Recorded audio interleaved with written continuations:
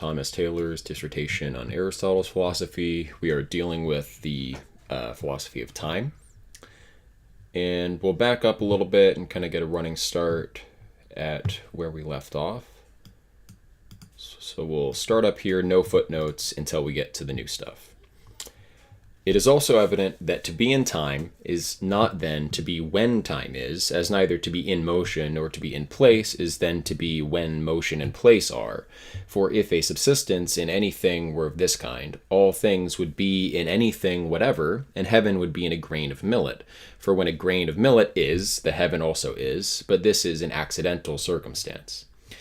That, however, necessarily follows, viz., that to a thing which is in time, there is a certain time when that thing is, and that to a thing in motion, there is then motion.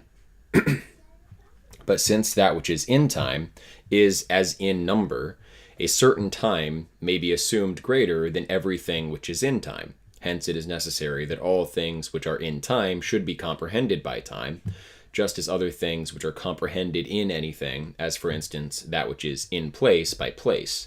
Hence, that which is in time will suffer something from time, just as we are accustomed to say that time consumes, that all things grow old from time and are forgotten through time, but nothing learns nor becomes young nor beautiful through time.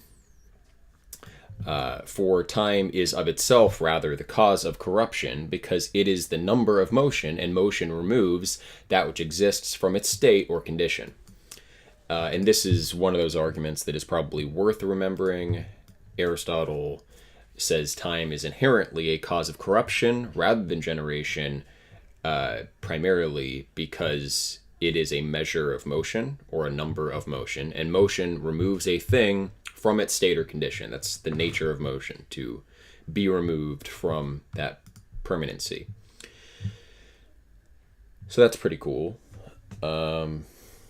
Of course, it's also a cause of generation, and I think the footnote goes into that. But I think we're on the next page, so we'll keep going. So that it is evident that eternal beings, so far as they are eternal, are not in time, for they are not comprehended by time, nor is their being measured by time. And by eternal beings here, I think we are actually talking about perpetual beings, or maybe not. We might have to read this footnote. Not sure if we did last time. For they are not comprehended by time, nor is their being measured by time. As a token of the truth of this, they do not suffer anything by, as not being in, time. So are we dealing with perpetual bodies like the heavenly bodies? The usage has been, in this document, I think, a little bit inconsistent. But let's see with the footnote. Aristotle now, as a certain corollary from what has been above said concerning time, collects that eternal beings, so far as they are eternal beings, are not in time, for they are neither comprehended by time, so as that a longer time of their being may be assumed, nor do they suffer anything from time. What then shall we say of perpetual motion? For a circular motion will be demonstrated by Aristotle to be perpetual. Is this, therefore, in time or not? For if it is not in time, time is not the number of every motion, because circular motion is a motion, and if it's not in time, then time no longer gets to be universally the number of motion. But if it is in time, how is that in time which time does not transcend? To this we reply that because there is always another and another motion, and never the same according to number, on this account it is possible to assume a time greater than that which is assumed. With respect, however, to things which are said to be perpetual according to essence, such as always wholly subsist at once, as intelligibles and true beings, these possess also an energy always subsisting wholly at once, and are above time, being entirely measured by eternity. So, the footnote is discussing the two different senses. Eternal beings are wholly exempt from time, but perpetual beings, in some respect, are not measured by time or are outside of time, but in another respect are in time, I guess is going to be the line. But with respect to a celestial essence, it is indeed essentially immutable. And if it did not sustain any change of quality, since in this case it would not have any motion, nor extension in its being, it would also be evidently above time. For time is the measure of things becoming to be, not of being. So with respect to the essence of celestial beings, they are beyond time, but I guess their energies, of course, will be in time. If, however, the celestial orbs impart to each other a certain perfection according to their different configurations, as is evidently the case in the moon, these also will be measured by time. So their relative motions, their activities. For that which participates of generation must necessarily possess something generable and corruptible, but it is not necessary that it should possess this essentially. But Aristotle and his followers, who always philosophize from clear evidence, the essence of the celestial orbs is considered as unbegotten and above time, but their motions are asserted to be temporal. Perhaps, therefore, it may be better to say that with respect to the extremes, that is, things entirely immovable and things perfectly mutable, eternity is the measure of the former, and time of the latter, but that of middle natures, such as soul and perpetual bodies, there are certain other middle measures, which are without a name. Interesting thought. Again, probably Simplicius here, not Taylor himself.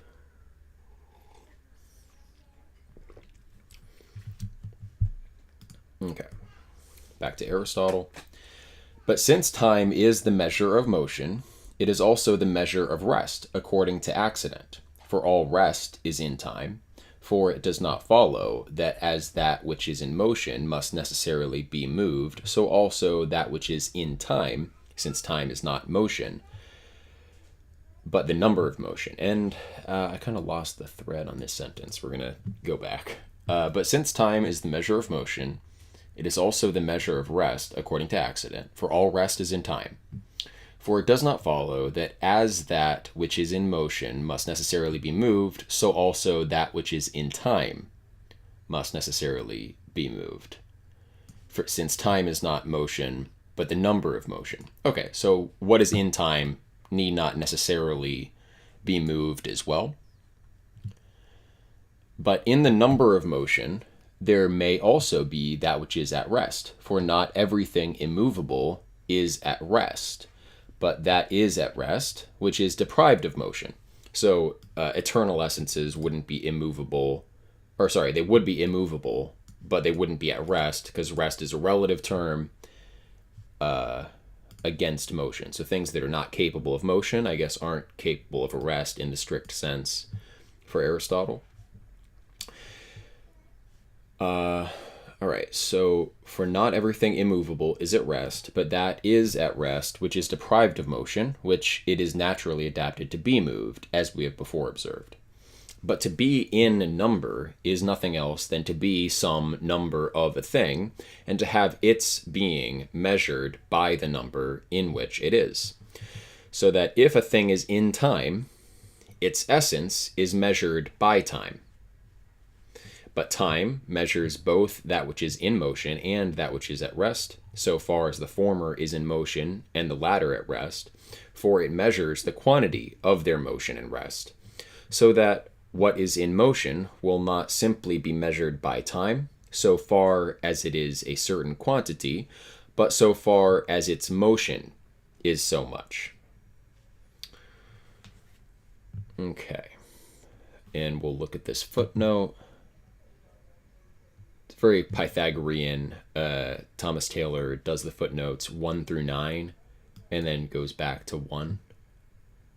Like, I guess the Pythagorean way would be to go up to including the decad, going to 10 and then going back to 1. So Pythagoreans thought, in some sense, there were only the 10 numbers. But, yeah, let's just read this footnote. Aristotle, having thus far said time is the measure of motion, very properly adds that it is also the measure of rest, for if rest is a privation of motion, but the same things are the criterions and measures of habits and privations, as the sight of light and darkness, the hearing of sound and silence, and a rule of the straight and crooked. So that is, there's another principle Aristotle has, that contraries are measured by like the superior member of the contrary, but I guess a corollary to that will be the same faculty will be responsible for gauging either the positive or negative aspects of the contrariety. So light is used to measure the darkness, sound is used to kind of measure silence, the straight is used to measure the crooked, but in all these cases there is one measure, one faculty which measures both. If this be the case, that which measures motion will also measure rest, which is the privation of it, but this according to accident. For time measures motion essentially, since its essence consists in this, but it measures rest according to accident and according to the relation of rest to motion. But since all rest is between two motions, which time measures essentially, and the one now is indeed prior, being the boundary of the former motion, but the latter posterior, being the beginning of the second motion, the interval between these will be time, and will be accidentally the measure of the intermediate rest, because there happens to be rest between the two motions. So rest is accidentally measured concomitantly to time's measuring of motions. Since, however, time is essentialized in being the number and measure of motion, how does it measure rest, which is the privation of motion? For rest will be motion if that which is measured by time is motion. So there's a little syllogism raising a difficulty. If time is the measure of motion, and time measures rest, then rest will be motion, which seems absurd. Aristotle, therefore, solving this objection, says it is not necessary that what is in time should be moved, for time is not motion, but the number of motion, and a certain accident. But it does not follow that if a thing is in an accident, it will also be in the subject of the accident. For if a thing is in day, it will not also be in the motion of the sun, since day is so much time, which is the number of so much motion of the sun. Hence, it is not necessary that rest should be moved, though it is not hindered from existing in time, which is the number of motion. Okay, so what time measures? It can measure, so essentially time measures motion, but then rest is accidentally attached to motion, and so it measures rest too. So time doesn't have to measure the essence of the thing, just like something being in a day. The day is the measure of the motion of the sun, but something that happens in a day doesn't have to happen in the sun. Hence, it is not necessary that rest should be moved, though it is not hindered from existing in time, which is the number of motion. For we say that he who is diseased has rested in so much time.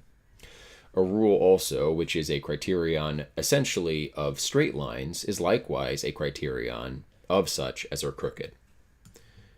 So again, contraries are measured by one or the other. I guess measurement per se is more pertaining to the straight, right? But then you can use that to measure its contrary, the curved or crooked.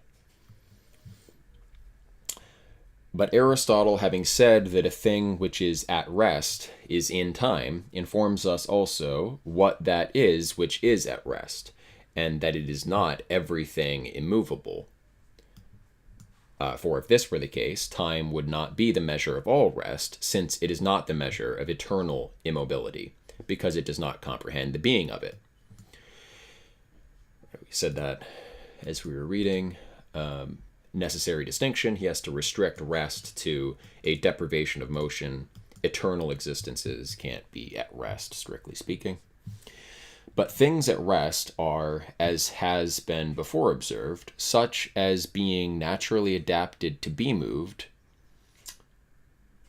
are deprived of motion. So they have to naturally be adapted to be moved, but are currently deprived of it. And that which is naturally adapted to be moved has not a perpetual immobility. Because if something has the potential of being moved, it won't be perpetually immobile. Because for something to be a potentiality for Aristotle, I'm pretty sure it has to at some point become actual.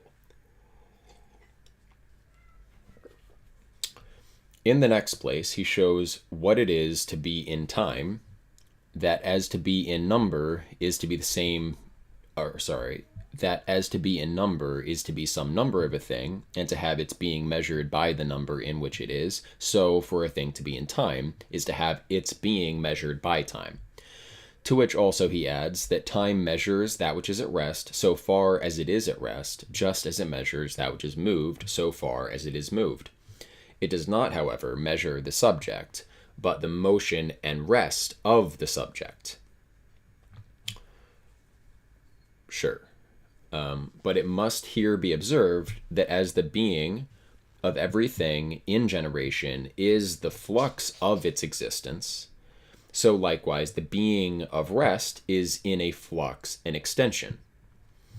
Hence, though Aristotle at first says that rest is measured by time according to accident, yet he afterwards adds that time measures that which is moved, and that which is at rest, so far as the former is moved and the latter is at rest. For a certain quantity, that is, the extension of each, measures the motion and rest of these according to their being, that is, their generation and flux. Perhaps, too, he says that rest is measured by time according to accident because it is not measured by it as rest simply, but according to its generated being, just as motion and other forms become temporal through this, or in other words, through subsisting in becoming to be. Except that since in motion and the being of motion are the same, time appears to subsist essentially with motion. Okay. So the difference there is that motion and the being of motion are the same. Rest and the being of rest are not the same. Or I guess the generated being is it being in generation and flux.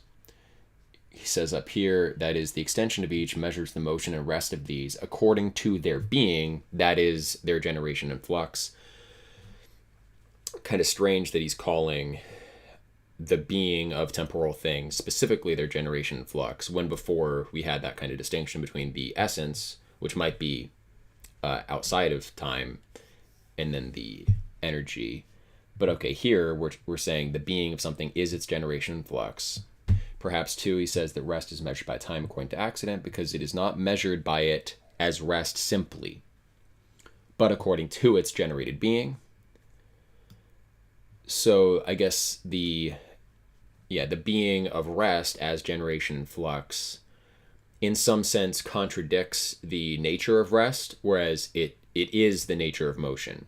So to be in generation and flux is to be in motion, and so motion rather than rest properly by its essential characteristics is measured by time, but rest, because the being of rest is to be in generation of flux, is measured kind of by its contrary, the time and motion, or the measure of the motion, or something like that. Because it is not measured by it as rest simply, but according to its generated being, just as motion and other forms become temporal through this, or in other words, through subsisting in becoming to be, except that since in motion and the being of motion are the same, time appears to subsist essentially with motion. But that Aristotle calls rest a privation of motion, not as the crooked is of the straight, nor, in short, as things contrary to, are of things according to nature, but as the absence, and this according to nature, of natural adaptation is evident from his defining nature to be not only the principle and cause of motion, but also essentially of rest, for nature is the cause of rest.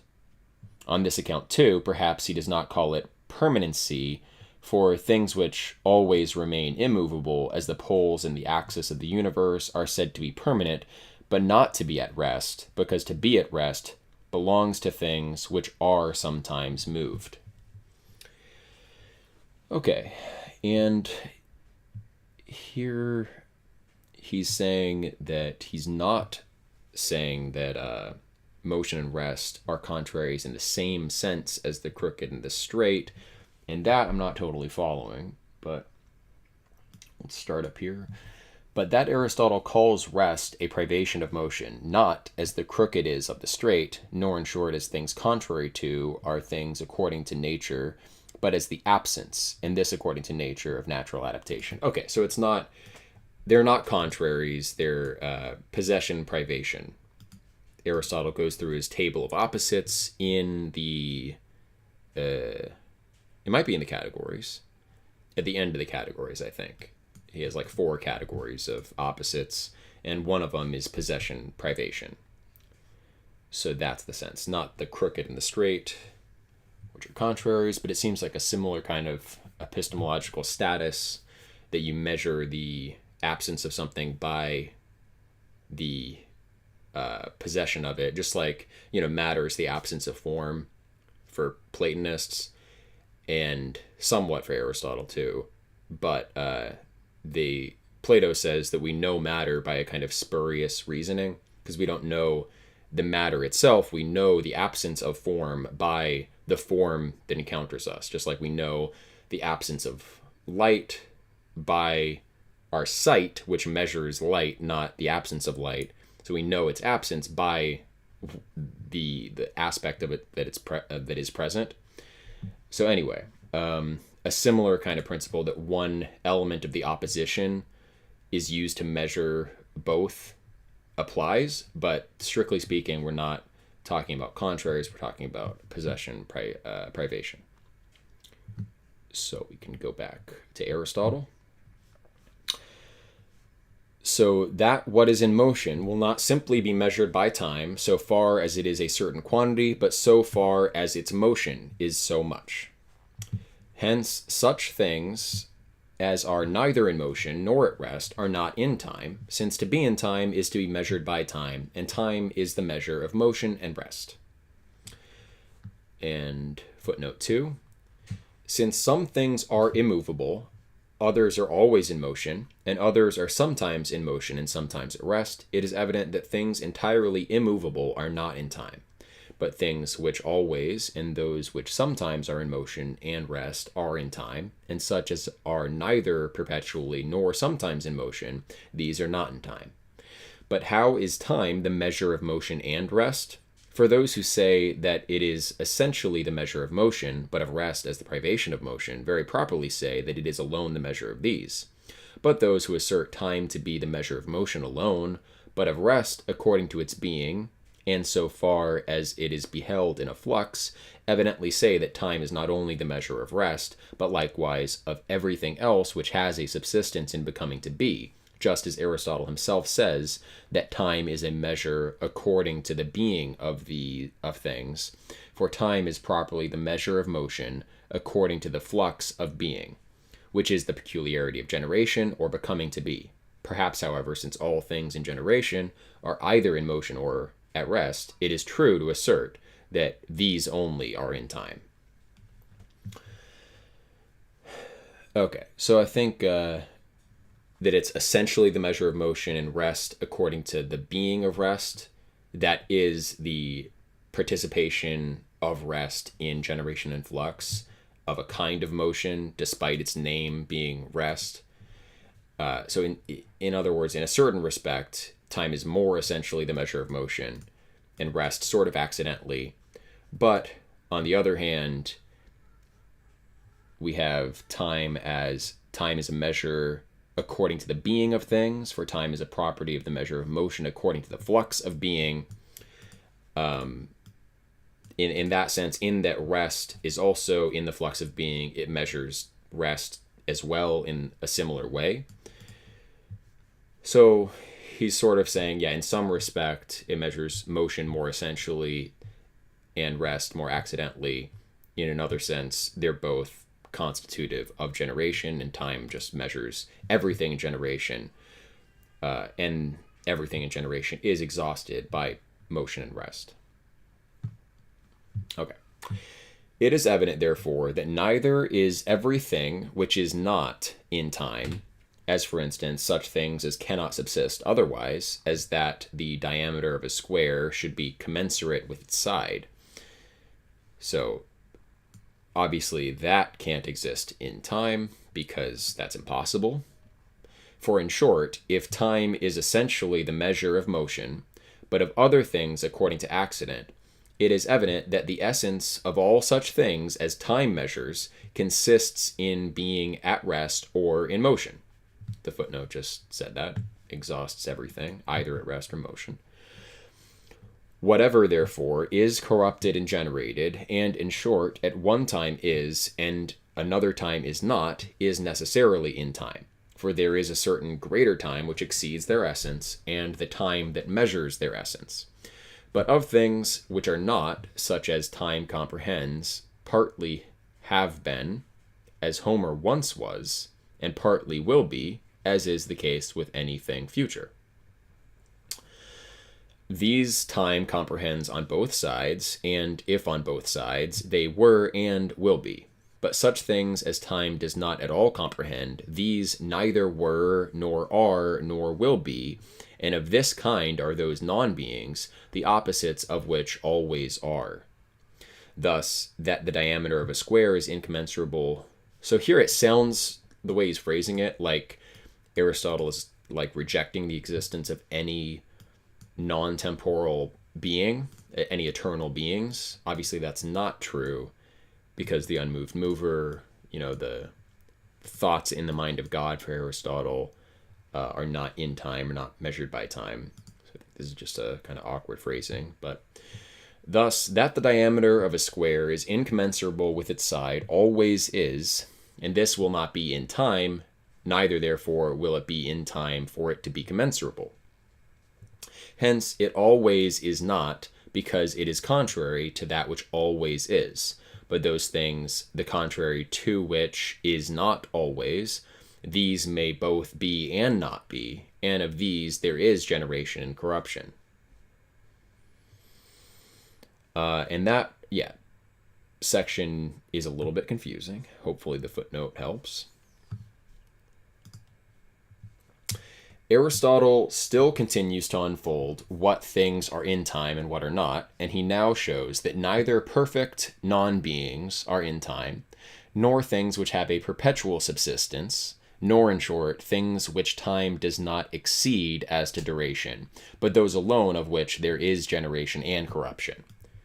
So things are only properly in time, which time is greater than. So like we said before, perpetual beings, they're not in time, or their essence isn't in time, although their activities come and go, and so are measured by time. And through this, he makes his conception about time more clear. But he says that neither are all non-beings in time, but only some. For of non-beings, some are past, as for instance Homer the poet, but others remain, as an eclipse, and others are both past and remain, as war and an eclipse. And these are shown to be entirely in time. But there are certain non-beings which are incapable of being, as for instance, it is wholly impossible that the diameter of a square should be commensurable with its side. These, therefore, are not in time. And he adds the cause, for since time alone measures motion and rest, it is evident that those things of which it measures the being must have their existence in the being moved or at rest. But these are generable and corruptible natures, and in short, such as exist at one time and not at another. And on this account they are comprehended by time, for there is a certain time which surpasses the time that measures their essence. Of non-beings, therefore, such as are of that kind, as that they have been, or will be once, or both have been and will be, the time of the non-being of these, time surpasses. For that in which they were or will be is time, and hence non-beings of this kind will be in time. So relative non-beings. Non-beings that are not at some time will be in time at another. But other sorts of non-beings, like totally impossible things, obviously are not in time. But then neither will, like, the possible, that the fact that the diagonal is incommensurable with the sides, that won't be in time either, because it's entirely perpetual, involves no motion. In short, the non-being of those things is not in time, of which the existence is impossible, and what these are Aristotle first teaches by an example, as for the diameter of a square to be commensurable with its side, and afterwards delivers to us through a universal rule, for it is impossible for those things to be, of which the opposites are perpetual. Right, because the opposites can't subsist at the same time, and so if one member of an opposition, like the diagonal being commensurable versus incommensurable, if it's always incommensurable, the opposite never happens. That makes sense. Interesting definition of, like, the impossible. Something where the contrary is perpetual. It's pretty neat.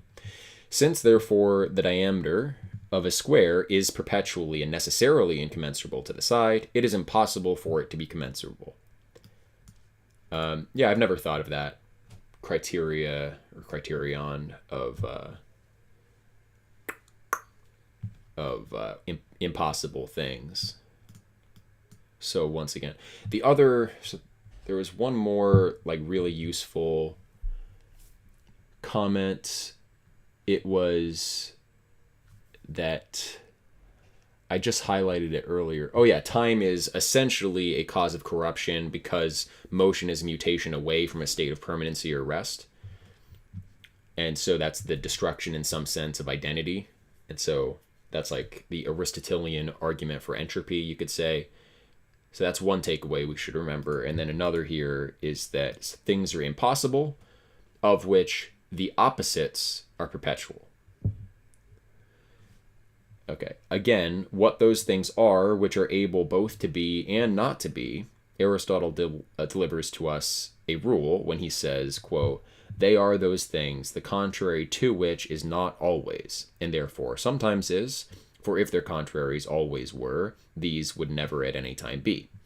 And if the contraries to these never were, these would be always. But if the contraries to these at one time are, and another time are not, these also at one time existing, and another not, will be generable and corruptible natures. For when their contraries are, these are not, and when they are not, these are." Okay. So that was the end of the chapter. And it would be neater and easier to go ahead and just stop there. But we've only been going for like a half hour. So we'll go ahead and get started on chapter 18 here.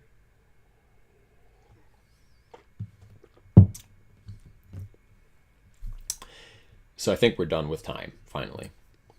The next, which is also the last of the most important dogmas contained in the physical auscultation. Auscultation. So let me look that up. I think I've heard that word before.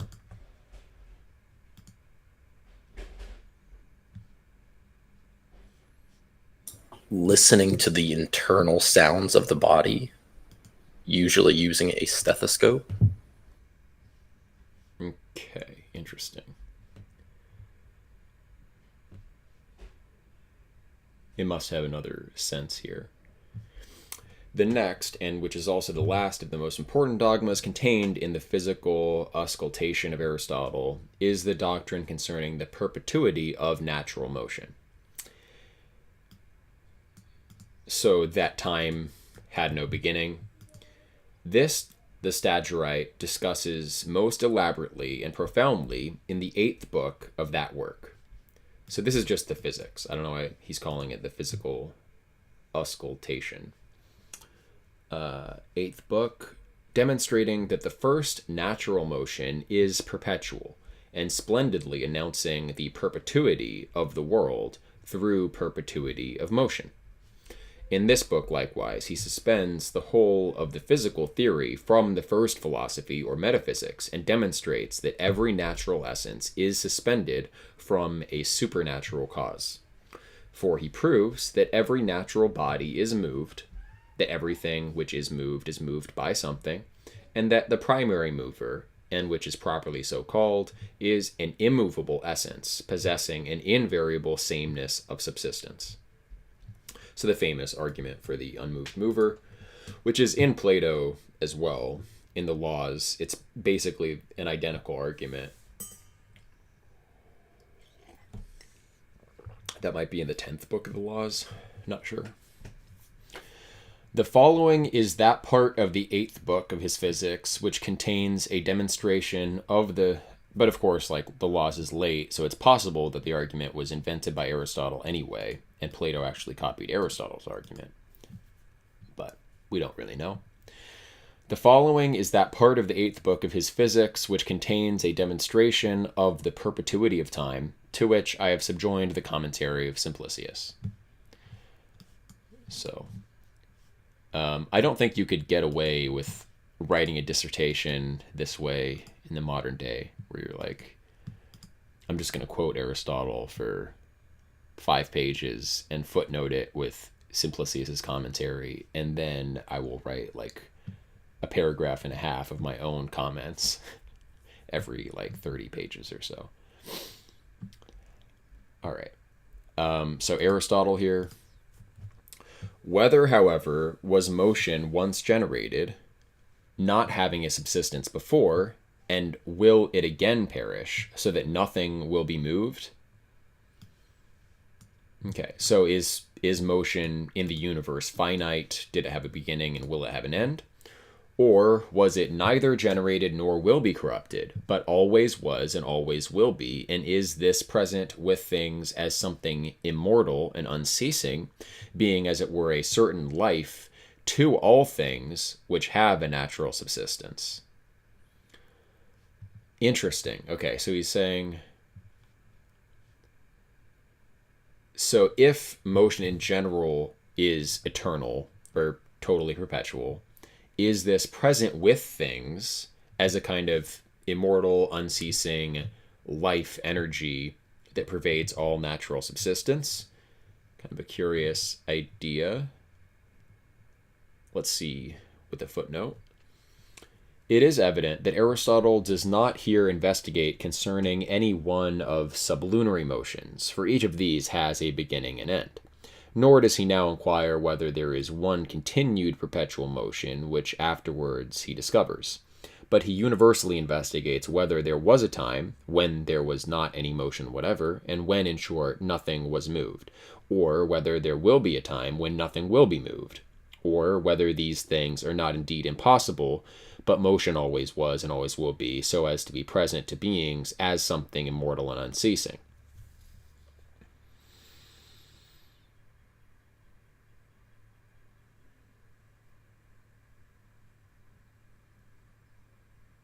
Okay, yes. Well, I wasn't following the sentence. So whether these things are not indeed possible, as in, is it impossible that time or motion has a beginning and end?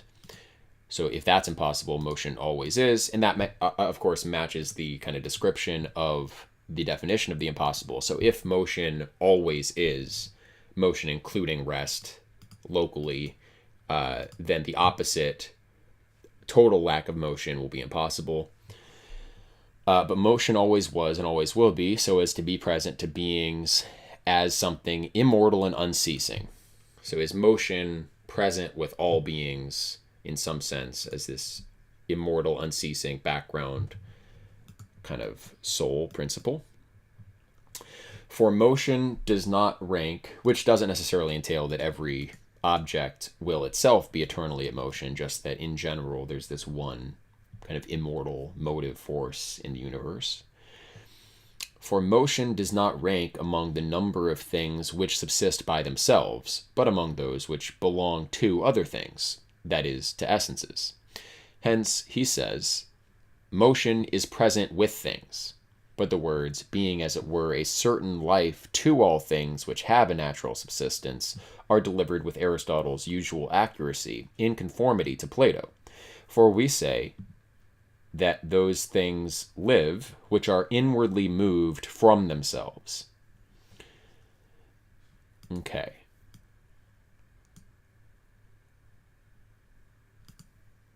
Things live which have an inwardly generated motion.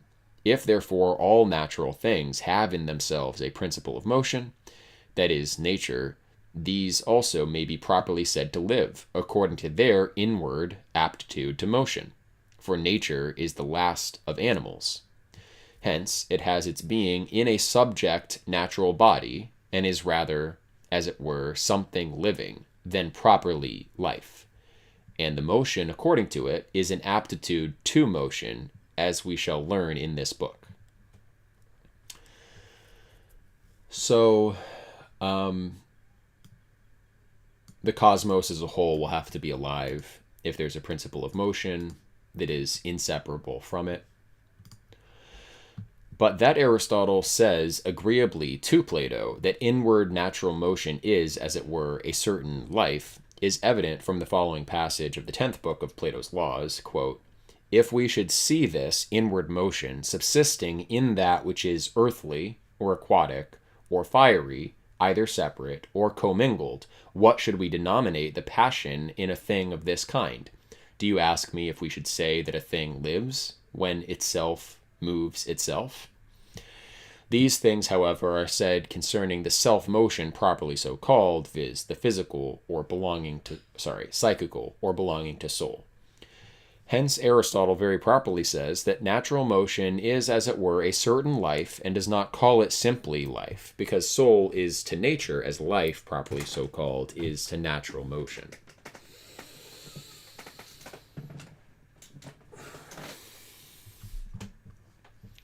Soul is to nature as life is to natural motion. Okay, so it's a certain life. Maybe not.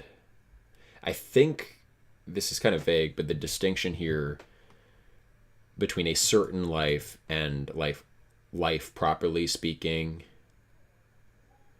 the distinction would be that the whole of nature has a self-motive principle and has life, but then particular moving bodies have a certain life because they're participating of that life, participating of that universal soul, but not having the whole of it. Perhaps it's a little bit ambiguous, but I think we can go ahead and keep going for now. That motion, therefore, is, all those assert who say anything concerning nature, because they fabricate the world, and all these speculate concerning generation and corruption, which could not subsist unless motion had a being. So, first of all, we're going to establish as a premise that motion exists, I suppose. Footnote 5, Aristotle says that natural philosophers fabricate the world not as if asserting that the world was generated in time, but as unfolding the composition of it through motion. Let's read that more carefully. Not as if asserting the world was generated in time, but as unfolding the composition of it, the world, through motion. For thus Democritus, Empedocles, and Anaxagoras fabricate the world, the two former asserting that atomic bodies and the four elements compose the world by their mixture and separation, but Anaxagoras contending that the homoemeri, or things of similar parts, were separated from the mixture.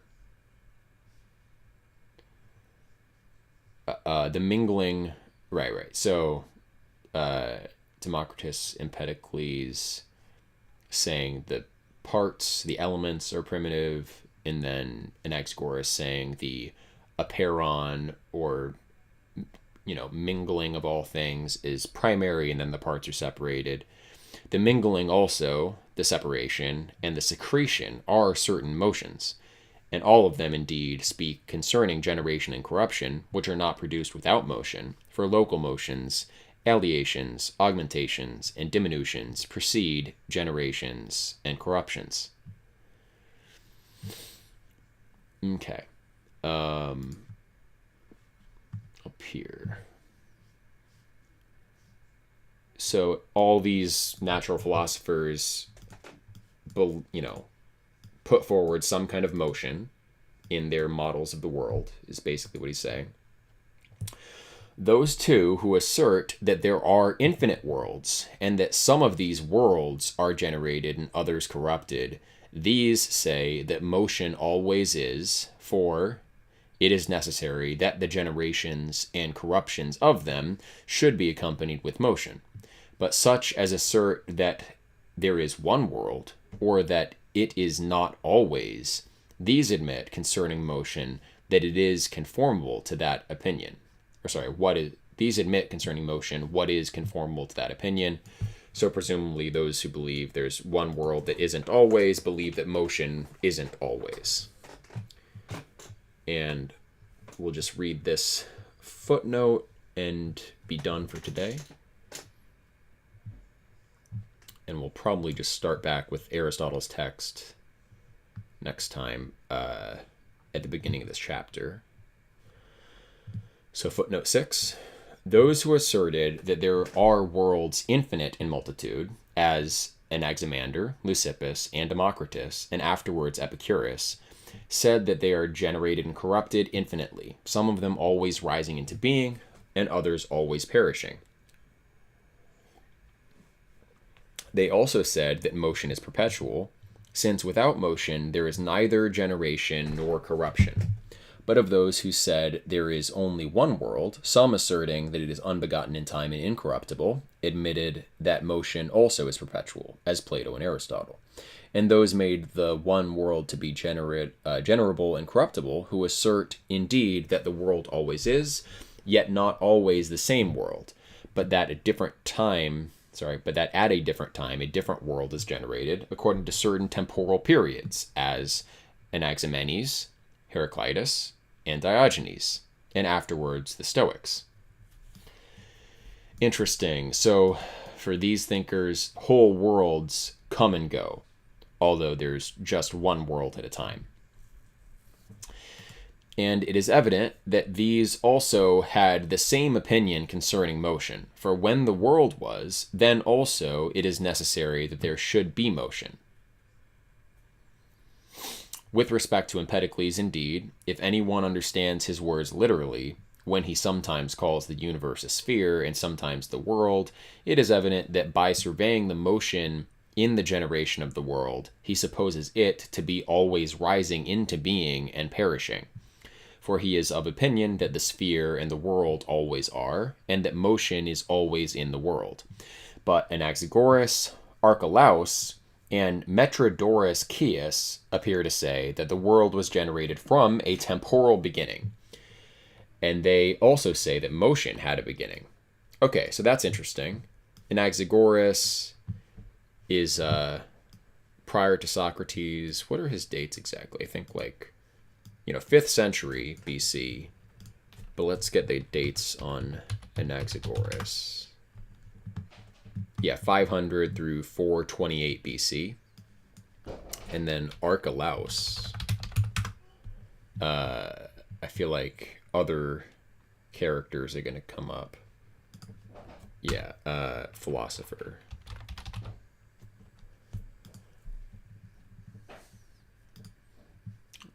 Pupil of Anaxagoras,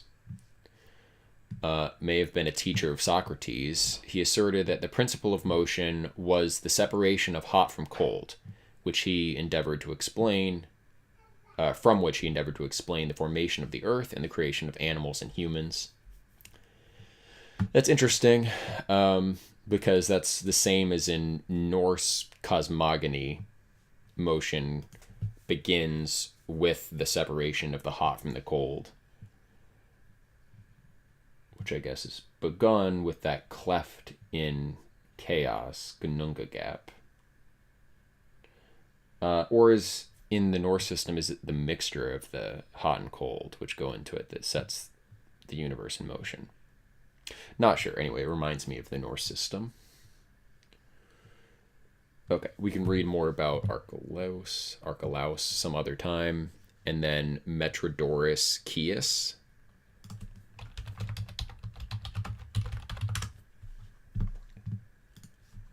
Okay, so he's Metrodorus of Chios. Belonging to the school of Democritus, and he flourished in the 4th century BC. Some people say he was a student of Democritus himself. Some said Nessus of Chios. And then he was said to have taught Diogenes of Smyrna. Metrodorus was a complete skeptic. He accepted the Democritean theory of atoms and void and the plurality of worlds. He also held a theory of his own that the stars are formed from day to day by the moisture in the air under the heat of the sun. So it's interesting. He was a skeptic and yet accepted the Democritean theory. And then also here, Simplicius says he believed the world was generated from temporal beginning, whereas Wikipedia here is saying that he believed in the plurality of worlds. And Wikipedia is citing a book by Walter Englert, who wrote a book on this character, Metrodorus. But okay. Anaxagoras and Archelaus, at least, would have believed in a temporal beginning. For things being at rest prior to their existence of... can't read today. For things being at rest prior to the existence of time, they say that motion was generated by intellect, by which also the world was produced. These, however, appear for the sake of doctrinal order to have supposed a beginning of the fabrication of the world. And Anaxagoras clearly says that intellect gave subsistence to the mundane separation from intelligible union, in which, as he says, all things subsisted together. So, of course, it's possible that Anaxagoras and Archelaus had like a metaphorical understanding of that, because Plato also believes an intelligible union proceeds to a generated cosmos, but not necessarily in time. Like even in the Timaeus, it seems like he's talking about a beginning in time, but he clarifies that and says that, like, don't take the notion of time that we're talking about here too seriously. So, all right. Alexander, however, commentator on Aristotle from the 3rd century AD, says that Plato asserts the world to have been produced in time, except that prior to the generation of the world, he says, there was a confused and disordered motion in things. So, in a similar way to Anaxagoras, but Alexander, of course, is misreading Plato. That Plato, however, and even other Platonists misread Plato from the Timaeus as saying there was a beginning of time, like Plutarch, the Middle Platonist Plutarch. That Plato, however, does not say that the world was generated from a temporal beginning in such a manner as if time had a prior subsistence is evident from his clearly saying that time was generated together with the universe, so that neither must a confused and disordered motion be conceived to have subsisted, according to Plato, prior to the universe in time, but in order that he might indicate the disorder and confusion of a generated nature, subsisting according to its falling off from real being, and the order from the demiurge, which always adorns it, he exhibits each of these in his discourse apart from one another. So there wasn't a state of chaos and then a beginning of order. Instead, the state of chaos is a falling away from being. It didn't exist for a period of time, and then things developed from it. Instead, it's kind of the bottom of the ontological hierarchy. Such then being the division of the opinions about the world, those who say that there are infinite worlds, so that while some are always rising into being, others are always perishing, assert that motion is perpetual. But those who say that there is always one world, and the same, or one world indeed, but not always the same, these also speak concerning motion in a manner adapted to their opinion about the world. For those who say that there is always one and the same world likewise say that motion is perpetual. In like manner, those who say that at different times there is a different world, when the corruption of one is followed by the generation of another, these also say that motion is perpetual. For the world always existing, it is necessary that motion should always exist. Okay, so we have some opinions on the perpetuity of motion from these different schools we are reviewing here, and we'll come back up, no footnotes until I guess footnote 7 next time. But yeah, we'll start with the beginning of this chapter. So, all right. Any comments on today's reading? I think the two useful takeaways, again, I'd like to remember this well, is the nature of the impossible as the opposite of that which perpetually endures, or the contrary of that which perpetually endures. Because contraries can't subsist at the same time. So if one member of a contrary is permanent, then the other aspect never happens. And then the other idea, which I forgot before for a second too, what was the other useful thought that I thought was worth remembering?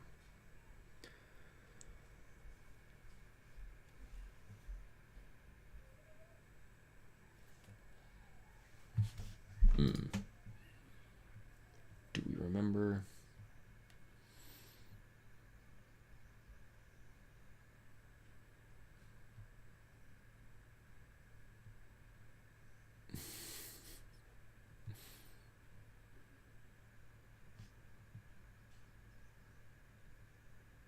Oh yeah, the Aristotelian argument for entropy. So time essentially leads to degeneration rather than generation, because motion essentially is a movement away from permanency. So it's the destruction of identity by its nature, motion, that is. Some other interesting things here too, but we will pick this up tomorrow at 11 Central Time. So that's it for today. Thank you guys for joining. Take care.